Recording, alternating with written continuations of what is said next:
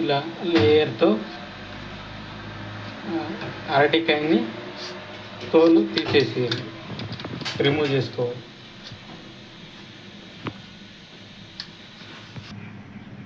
ಈ ಥರ ಚಿಕ್ಕದಾಗಿ ಕಟ್ ಮಾಡ್ಕೊಂಡ್ಬಿಟ್ಟು ವಾಶ್ ಮಾಡ್ಕೋಬೇಕು. ಈಗ ಬಾಣಲೆಯಲ್ಲಿ ಒಂದು ಸ್ವಲ್ಪ ಆಯಿಲ್ ಹಾಕ್ಕೊಂಡು ಸ್ಪೂನಷ್ಟು ಜೀರಿಗೆ ಹಾಕ್ಕೋಬೇಕು. ಜೀರಿಗೆ ಹಾಕ್ಕೊಂಡ್ಮೇಲೆ ಅದ್ರ ಜೊತೆಗೆ ಇವಾಗ ನಾವು ಹಚ್ಚಿರೋಕ್ಕಂಥ ಬಾಳೆಕಾಯಿನ ಹಾಕ್ಕೋಬೇಕು.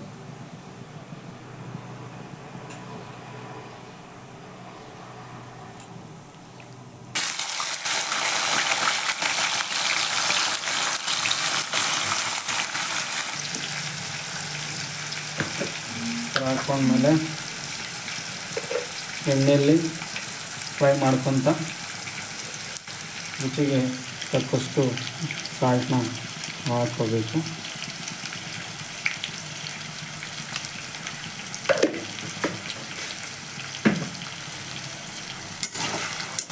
ಹಾಕ್ಕೊಂಡ್ಮೇಲೆ ಈ ಥರ ಸ್ವಲ್ಪ ಮತ್ತು ಹಾಕ್ಕೋಬೇಕು.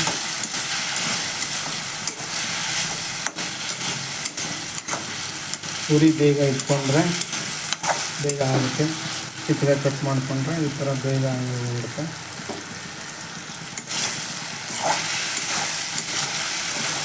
ಈ ಒಂದು ಬಾಳೆಕಾಯಿ ರೆಸಿಪಿ ಹೆಲ್ತಿಗೆ ಭಾಳ ಒಳ್ಳೆಯದು.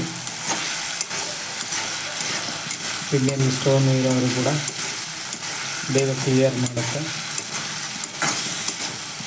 ಇದನ್ನು ಮಿನಿಮಮ್ ವಾರಕ್ಕೆ 1 ಟೈಮ್ ಆದರೂ ನಾವು ಮಾಡಿಕೊಂಡು ರೈಸ್ ಜೊತೆಗಾಗಲಿ ಇಲ್ಲಾಂದರೆ ಚಪಾತಿ ಜೊತೆಗಾಗಲಿ ಮಾಡಿಕೊಂಡು ತಿನ್ನಬೇಕು. ತುಂಬ ಚೆನ್ನಾಗಿರುತ್ತೆ.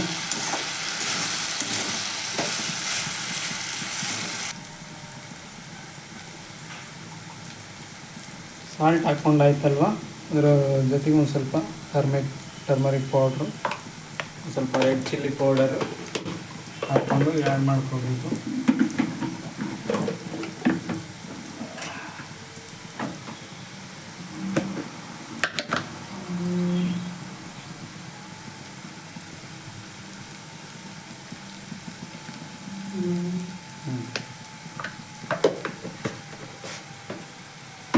ಆ್ಯಡ್ ಮಾಡಿಕೊಂಡು ಅದನ್ನು ನಾವು